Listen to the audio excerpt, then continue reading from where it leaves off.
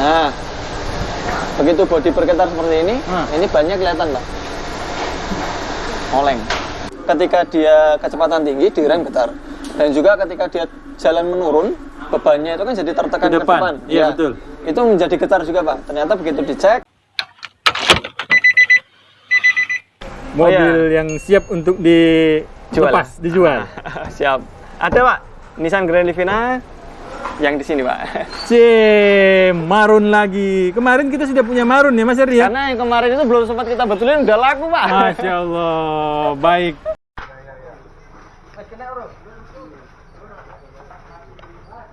Assalamualaikum, Mas Herdi. Waalaikumsalam warahmatullahi wabarakatuh, Pak Taufik dan juga Sobat HPdia. Gimana kabarnya, Pak? Alhamdulillah, Mas Herdi. Ya, Pak. Ini apa yang bisa kita bagi, Mas, buat kawan-kawan di channel HPdia? Oke, hari ini kita kedapatan ini ya, keluhan bahwasanya mobil kalau dipakai buat kecepatan 80 km per jam, itu ke atas dia mulai getar.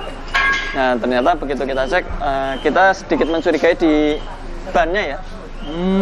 Ini di bannya kemungkinan nggak balancing sih, kemungkinannya nggak balancing. Ini tadi sudah kita angkat ya, Pak Taufik ya. Ini akan kita coba simulasikan gitu, untuk mengecek apa sih penyebabnya putaran 80 km per jam dia mengalami getar di setirnya. Ini akan kita coba langsung simulasikan. Mobil kita angkat dulu untuk teman-teman. Roda digantung ya? Ya, roda digantung. Nah, kita beruntung mobil ini memiliki penggerak roda depan. Nah, penggerak roda depan, karena dia penggeraknya di depan, kita untuk simulasinya lebih mudah. Ini mobil kita gantung, dua-duanya ban kanan kiri terangkat. Kita akan coba. Nah, ini kita masukkan di D. Karena ini dia untuk matic-nya pun juga, mobilnya matic ya. Iya. Matic-nya juga masih matic konvensional, belum yang CVT. Jadi dia masih mau di running untuk kecepatan di atas 60 km per jam. Ini kita lihat kilometernya, Pak. Nah, ini di segini nih udah mulai getar nih. Ini nih. Ini bodi kerasa nih. Iya, ini ya. Dia getar ya. Coba lagi ya, saya tambahin ya. Iya. Nah, nah, ini terlihat ya. Ini setirnya juga udah mulai goyang. Setir bergetar, bodi aja bergetar kawan-kawan ya. Nah, ini kita coba cek bannya, Pak Taufik. Oke. Mungkin kita butuh satu ini lagi. Aktor figuran. Baik, siapa, Mas? Siapa ya? Mas Elin. Mas Elin. Mas Elin. Gimana? Minta tolong digasin, Mas Elin. Oh ya siap. Sampai bergetar ya. Ya siap. Nah, mumpung diangkat, ini sebenarnya sih pelan gini aja dia udah mulai kelihatan ya, Pak ya. Gedek atau olengnya. Oke, Mas Elin, gas. Nah, begitu bodi bergetar seperti ini bannya kelihatan, Pak. Oleng. Oh iya ya. Oke, ini kalau dari samping kelihatan. Lagi Mas Elin sampai 80 km per jam. Yang parah lagi yang ini, Pak, nih. Kelihatan banget. Wah. Nah, itu ya. Waduh. Ini apa penyebabnya, Mas? Ini biasanya sih balancingnya. Jadi ban itu kan memiliki balancing. Oke, cukup Mas Elin. Jadi ban ini kan dia kan memiliki balancing ya, Pak ya. Iya. Bebannya kan untuk putaran itu kan dia kan ada sentrifugalnya.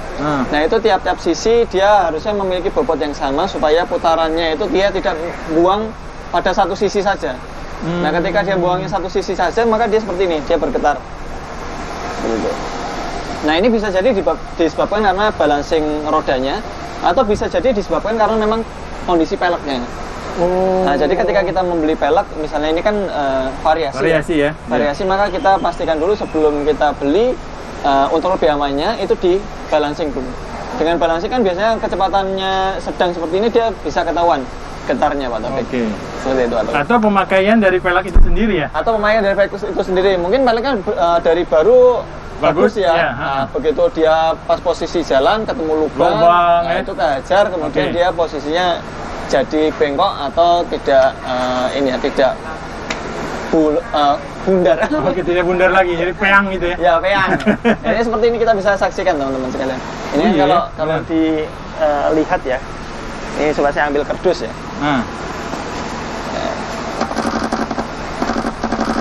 Itu ya, dia nyerempetnya nggak sama. Harusnya di suaranya sama ya? Dia paling nggak mendekati mirip. Kalau ini kan kerasa banget ya. Kayak gitu. Berarti ada di salah satu sisi yang ini ya? Iya. Oke. Seperti itu Pak Taufik. Jadi untuk solusi yang kayak gini kita harus bawa ke teman-teman sporing dan juga balancing. Minimal kita balancing dulu. Oke. Nanti kalau di balancing atau di finishing balancing itu sudah tidak mampu, maka harus ganti velg dan juga roda ini bannya ya. Nah, ini tadi untuk yang getar apabila dia di kecepatan tinggi tanpa direm Pak Taufik. Oh iya, tanpa direm juga ya. penyakitnya yang muncul itu getarnya itu ketika dia direm. Nah, Ada lagi yang lain berarti? ada yang lagi yang lain. Oh, berarti Ini banyak getaran ya? Alhamdulillah nih pas hari ini ada banyak pembelajaran yang bisa kita ini Share. ya, buat konten dan di-share ke teman-teman. Oke, Ini, baik. Pak, di sini. Ayo kawan-kawan, kita ikuti permasalahan yang berbeda tapi getar ya Mas ya? Ya, pada mobil ini dia memiliki ini Pak, apa itu namanya? Dia punya keluhan ketika dia kecepatan tinggi direm getar. Dan juga ketika dia jalan menurun, bebannya itu kan jadi tertekan ke depan. Iya, betul. Itu menjadi getar juga Pak. Ternyata begitu dicek untuk kampasnya itu dia sudah mulai tipis. Nah ini tipis sekali ini kampasnya. Ini udah sampai ke besi ya?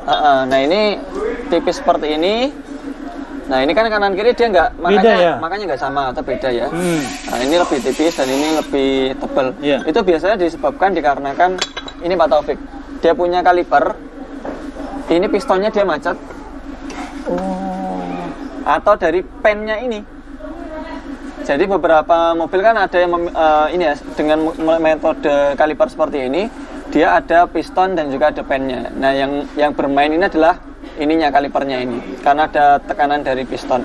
Nah, tapi ketika pen kalipernya ini macet, ini barangnya mudah diambil kecuali dia sudah macet ya. Iya. Ini dia nggak bisa main rumahnya ini, sehingga si kampasnya ini dia menekannya itu hanya sebelah, betul. Jadi dia nggak balik.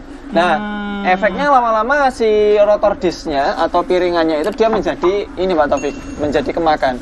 Oh, berarti masalahnya di rotor. Nah, jadi masalahnya itu berpindah ke rotor disknya atau piringan cakramnya. Ini sedang kita bubut ya. Oke. Sedang kita bubut, itu menjadi bergelombang. Nah, kalau misalnya rotor disknya itu dia tadi bergelombang, itu mengakibatkan pengereman menjadi tidak rata. Ya terjadi kalau pas kecepatan tinggi, kemudian direm, itu getarnya sampai ke setir juga. Iya, betul. Dan juga ketika turunan direm getar itu juga sampai ke setir juga. Nah, itu adalah efeknya dari piringan itu tadi dia mengalami masalah. Nah, solusinya adalah untuk yang tadi yang ban tadi itu dengan balancing. Tapi kalau untuk yang rem ini dengan dilakukan bubut rotor disk atau piringan, kemudian kalau kampasnya makannya itu nggak sama, itu diganti kampasnya dan juga pen dan pistonnya untuk kaliper rem dicek. Kalau misalnya pennya dia kering, pen itu harus paling nggak ada pelumasan Pak, Vaseline. Ketika dia pennya itu tadi dia kering, itu mengakibatkan rem menjadi macet seperti itu. Jadi bukan berarti pistonnya langsung yang macet, enggak, tapi juga karena ini pennya. Nah, setelah dicek pennya, maka dicek juga ininya Pak Taufik, seal-nya. Kalau di sini sih kita lihat seal-nya masih bagus. Kemudian tadi mobil sempat kita rem, kemudian kita tekan pakai alat khusus untuk yang ini SST, menekan piston ya. Itu dia masih mau mundur, berarti pistonnya tidak macet. Seperti itu Pak Taufik. Baik, Mas Ardi, kesimpulannya kalau penyebab piringan cakram ya, itu bergelombang, itu awalnya berasal dari mana? Oke, kalau untuk bergelombang itu potensi itu tetap ada Pak. Jadi tiap-tiap rem yang memiliki disc brake itu tetap ada. Misalnya tetap ada ya? Mobil pas lagi dipakai buat ngerem atau kecepatan kayak di tol ya, sering dipakai buat kecepatan tinggi, direm itu kan panasnya itu mungkin bisa di atas 100 derajat ya. Betul. Nah itu ketika dia langsung terkena air hujan, itu terjadi pemuaian yang tidak merata.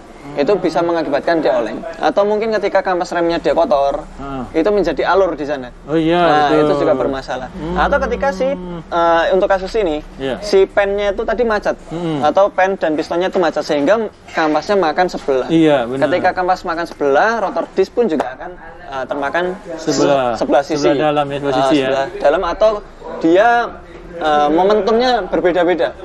Jadi nempel terus. Nah, itu ketika dia ditambahin rem, dia akan semakin menempel, semakin menempel.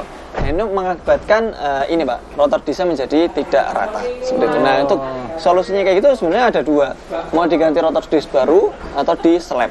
Oke. Nah, slab itu diratakan. Ya. Nah, diratakan. Untuk biaya Mas, ini teman-teman selalu bertanya. Tolong sampaikan ke Mas Ardi, biayanya berapa?